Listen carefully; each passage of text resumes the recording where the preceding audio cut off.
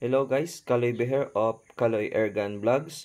For today's video, we're going to test this P35X from Snow Peak.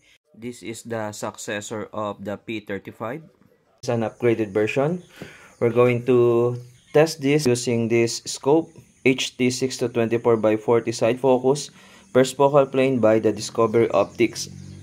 We're going to test this using this Manbili tripod. Hello guys, yan yung target natin. Pinatong ko lang dito kasi ay hindi available yung area, yung bahay sarado.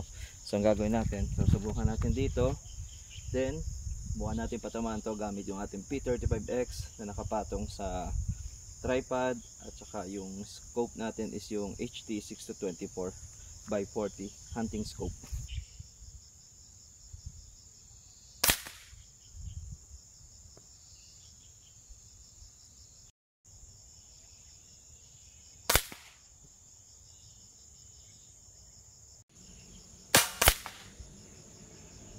Pababa na lang.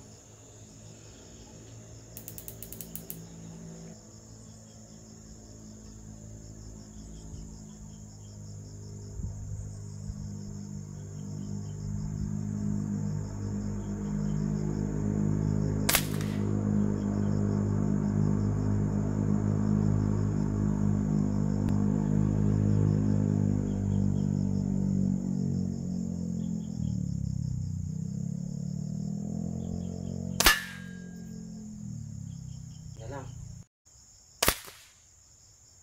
6, 7, may tatlo pa.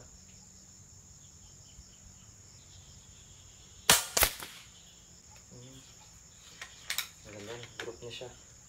Hirap lang talaga kung gamitin.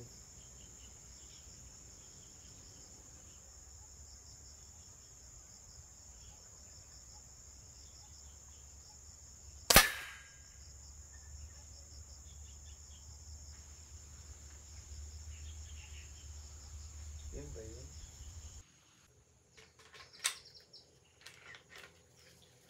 So testing ulit ito naman. Pinihit ko siya, titingnan ko kung tama yung pihit ko.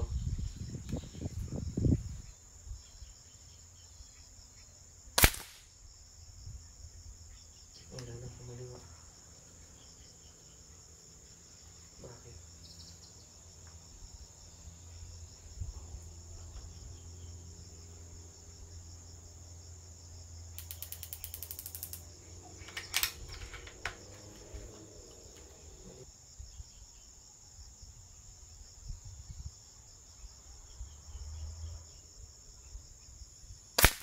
Yun.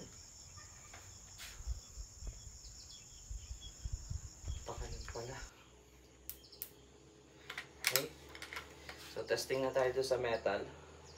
Yung malaki lang muna at medyo mahirap talaga siyang i-test.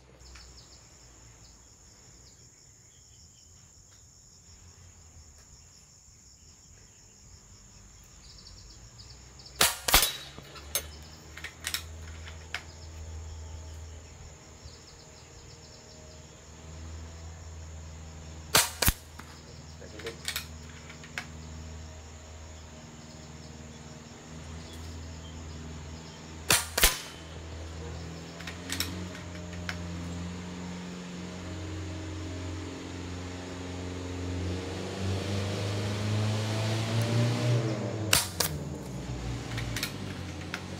Sa iba pa.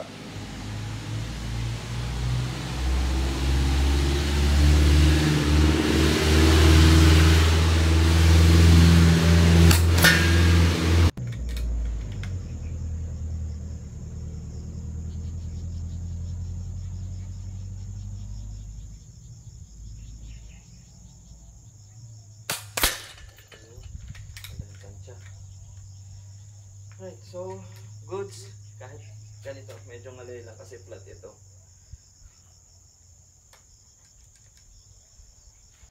Alright, since I'm not familiar with this scope, it takes time for me to zero it correctly. Then, based on those shots, I think it's getting better. So let's try one more round.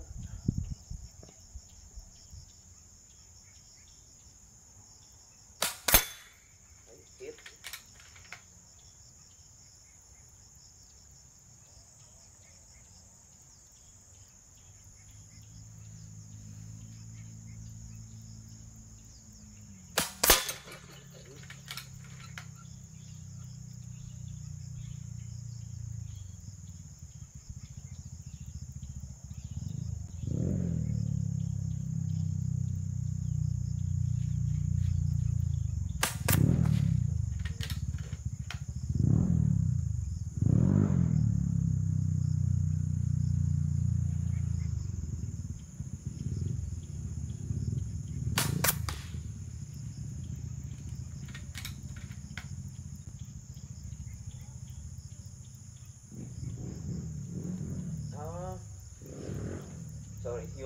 target ko nasa ibang distance, nasa mas malayo.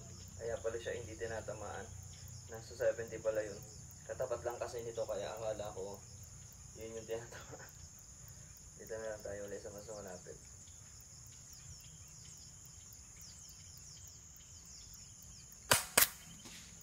Miss.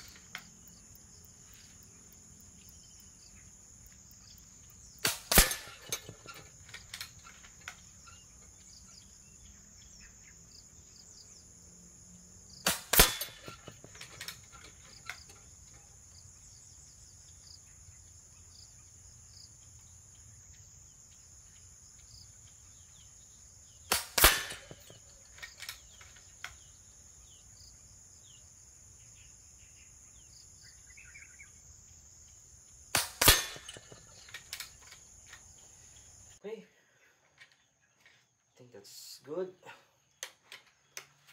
27 shots, 50 bars. Still good.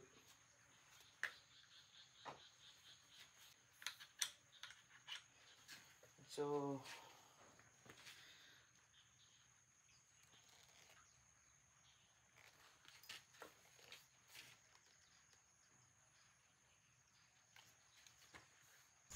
alright, so here how it goes. So first shot is this one, followed by this one, then going up here, next one is this, and then I think I hit this area, then I adjust the scope and then hit this group. Then after another adjustment, I make this grouping, okay, size of a thumb. Then I try this on this another paper, but then I made the wrong turret adjustment. So instead of going to the center, it goes to the left. So that is what happened. And then after that, I adjust it twice of that previous adjustment, and it hits this area. After those shots, I check that. So I adjust the scope and then I hit all these targets. So I think the P35X is good.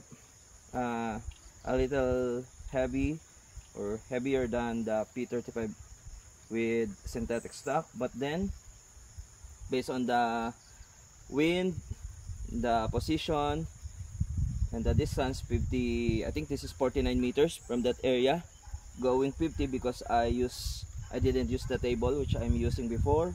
So for 50 meters, hitting this 1-inch target. This one is 0.75 inch. So I think that's good.